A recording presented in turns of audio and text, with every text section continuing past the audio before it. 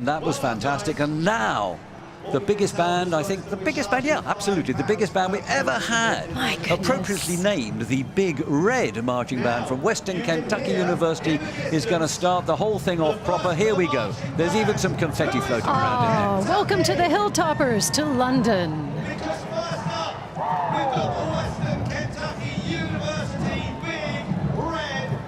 You can see that the sides of the street at the start of the parade are chock full as well.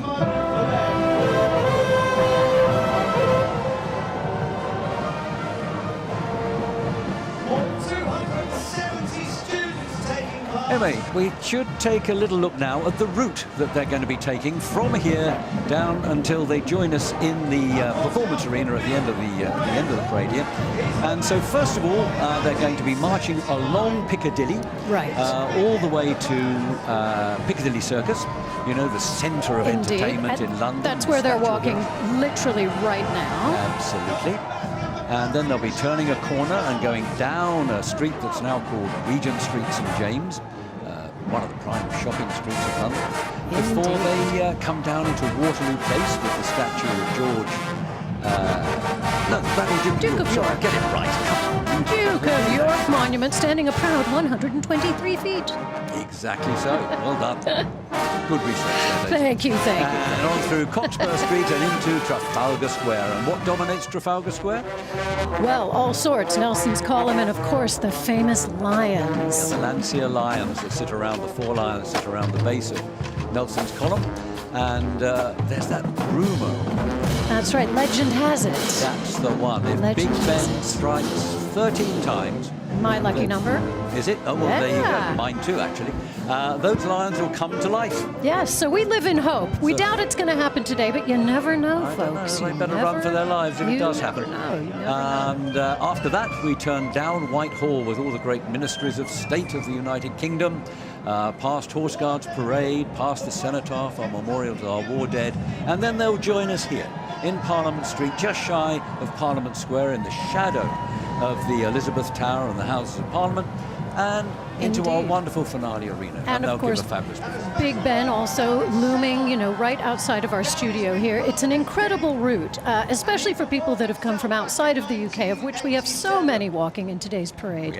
For them to see these iconic parts of London along the route, I mean, you'd want to walk it anyway, wouldn't you? Absolutely. And, you know, 26 different nationalities represented in today's parade, so it really is a truly international event. I think it's something like 180 languages or something we have today, something like that. Just I do know that in the city of Westminster alone, more than 240 languages are spoken. So they're you know, the world comes to London. The world comes to London, and the world comes to London, especially on New Year's Day. So many hundreds of thousands of people. The television zone aspect of this at the end, the finale performance, is something we always enjoyed preparing for, choreographing. It's just, but in addition to the actual performance, again, this opportunity to travel to one of the greatest cities, you would say the greatest city in the world. Well, yeah, I do, I'm afraid. Yeah. Of course. And to expand their worldview, to break down the four traditional walls of a classroom. It's just an incredible opportunity for these students. And something that they'll remember for the rest of their lives. Absolutely. I have students calling and emailing and texting and posting every year at New Year's Day, just reminiscing about these incredible experiences. That's fantastic. So here's the $64,000 question. And now, if you were out there today in this weather, would you be in any way fazed by it, or are these bands going to be fazed by it? They're not. Every one of these band directors has a contingency for this, and the students are prepared to perform in any weather circumstances. And truthfully, when the whole event is over, it's not going to be the rain that they remember. It's going to be the reception of this wonderful city. And actually, you know, you've got to look at those crowds out there, and they have been through some pretty ropey weather for the last hour. And well, actually, they were gathering at around about sort of 10 o'clock this morning, and they're still there. So that actually must give some sort of testament to you to the great job that the American bands and all of our other performers are doing in this event. The welcome that our students felt from the City of London was just incredible. That's why I returned 2 more times after the first one. And by the way, my first performance here was similarly wet, and it didn't deter us at all from wanting to come back. Well, there is something uniquely British about it, in a way, you know, and they go home with just that little extra something to the stories that they'll tell. Absolutely. Yeah, well, look at these amazing sights now. Well, we were just seeing just now the big red marching band from Western Kentucky University marching down the street there, and the crowds are virtually mobbing them. I mean, thank goodness we have lots of barriers there to keep them protected. But I think this one is actually the biggest band we've ever had in London's New Year's Day parade, and we're so absolutely proud and delighted to have them. Anyway, we'll be seeing them soon. Brea Teague, thank you ever so much for popping in to see us and telling us about what it's like to take part in this event and just how much it means to the students that you've brought in the past. Thank you, Brea, very much. Happy New Year. Happy New Year. Thank you. Thank you. So there we go, Daisy. We're back to looking at that fantastic band from Western Kentucky University. Over 260 members of this band, and of course, you know, they've done NFL games, they do, of course, their own football games and things like that, but there is nothing like getting on a plane with a passport and heading over to another continent to celebrate with the world. And that's an amazing thing you just mentioned there, you know, that I think we did a little poll of this not long ago, and more than 95% of the young Americans that join us in this parade have to get a passport for the very first time. Isn't that exciting? Yeah, I mean, to have that, and listen, they're not only coming over with their schoolmates. In many instances, their families are coming, their brothers and sisters are coming, their aunts and uncles are coming, and they make it a huge celebration for the entire, you know, week that they're here. It's not just New Year's Day, it's the build-up and the afters as well. Absolutely so. Now, we're just seeing a lovely, lovely shot here because they've just made the turn, the big red band here, they've just made the turn into Cockspur Street. Or they're just about to make the turn into Cockspur Street from Regent Street. Go. And this is always one of the great shots from my point of view, to see them as they march. And now they're marching down into Trafalgar Square, where they'll make that right turn, broad right turn, and come down all the way down Whitehall and join us here. And so incredibly iconic for them. I do hope that as they're playing, they're taking the time to try and look around as well, you know, because this is just something that you couldn't buy this experience. I'm sure they will be. And look, see, they're enjoying themselves enormously out there, aren't they? Fantastic. Fantastic. Welcome. Of course, Kentucky, very famous for racing and barbecue and bluegrass music and maybe a little whiskey and moonshine as well. I'm sure those kids have not been indulging. Absolutely not. No. But thick and fast, and we probably won't have time to explain why they're all here. Well, mainly they're all here to entertain us, of course, because London boroughs have some fantastic histories and some wonderful things within them, and they're just portraying the very best that they have today. Absolutely. But the thing is this, that it's also a competition. That's for the right. London boroughs. That's right. Well, you know all about this now, don't you?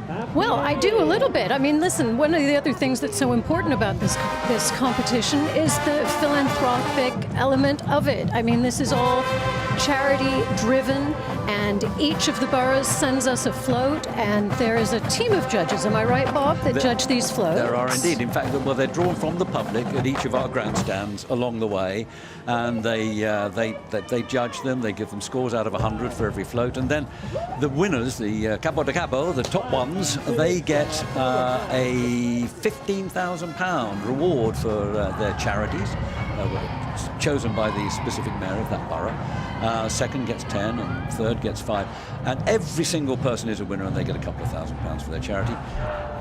And over the course of the parade's history, more than £2.5 million has been donated by the parade. And of course, the awareness that charities have gained through being part of the parade has raised many, many, many more millions. And honestly, that is maybe the most important thing about today. And when you think about all of that money going to so many uncountable good causes, while also showing the pride of these different boroughs. And each borough does have its own personality, you know, and you will see that reflected in each of the floats. And it's actually one of the things that I most look forward to during the parade, Bob, I have to say. I do too. I think it's absolutely terrific. And some of them promise to be really, really wonderful this year. And I hope that the you know, the winds and so on haven't made the floats any less remarkable. Well, but I'm sure they won't have done. But anyway, the spirit that's going to come spirit. through is really going to be the thing. And I think that the floats get bigger and better every single year, don't they, as well? Yeah, they do actually. I mean, the standard of what they're presenting really does improve on an annual basis. Now, here comes the Big Red from Western Kentucky That's University, right. making its way down the road. And I am delighted that joining us in the studio for just a few minutes before the band comes in to make its keynote performance, I am thrilled that we have Dr. Timothy Caboni, who is the president of Western Kentucky University, joining us here right now. So, you're leading the parade today. We've been talking a little bit about them, but you can tell us a lot more. How excited are your students about being here in London? So excited. It's just been a remarkable adventure for them. So proud of the work that they've done to prepare, but also the work that the entire staff has done to get them ready. We are an institution of opportunity, and one of the things we want young people to get to do is travel abroad. And so of the 300 band members who came, 150 of them have never left the country before. 65 have never been on an airplane. So what an adventure for them. What a thrill. I hope the airlines looked after them properly and gave them no frights on the way. It was tremendous. 17 domestic flights onto 7 international flights, and they all made it. Yeah. And you came, Well done. where did you fly from? Nashville, was it? Nashville, yeah, right out of Nashville. We're an hour north of Nashville in Bowling Green, Kentucky. So has the fact that the band are starring in the show today captured the imagination of people back home in Bowling Green and indeed in Kentucky? I think folks understand the kind of band program that we're building at Western Kentucky University. We have the largest band in the Commonwealth of Kentucky, recruiting all over the country now for folks to come march with us. And the entire campus is excited for the opportunity for 500,000 people to see us in person and 500 million on television. Oh, that's it's incredible. right. The audience is huge. It really is. A bit frightening, actually, Daisy. But Well, let's not think about that part. Let's not think about that. So this is a very important year for the band, isn't it? I think it's a centenary year of some sort. It is. 100 years ago, the band was founded. It's it's the largest student organization on campus, and really proud of the 100 years of work that they've done. And what better way to celebrate than being a part of the London's New Year Day Parade? And I guess they're enjoying London just as much as they're enjoying being part of the parade. Absolutely. The behind-the-scenes tours they've received, time to explore the city on their own has been tremendous, and the energy that they bring. They even got to experience some British weather. So excited for that. I wouldn't think that's the highlight. But anyway, Dr. Caboni, thank you so much, and thank you so much for supporting them, as I know you have, in their endeavors of coming here. And I can see that Dr. McCurry is just bringing the marching band into our arena here to give the first keynote performance of London's New Year's Day Parade 2025. Off goes the confetti, and here comes your fantastic band. Just remarkable. And Big Red, the best mascot in the universe, helping to lead them. So thank you all for having us. Thank you, Dr. Caboni. Happy Thank you very much. Happy New Year. Let's listen to the band.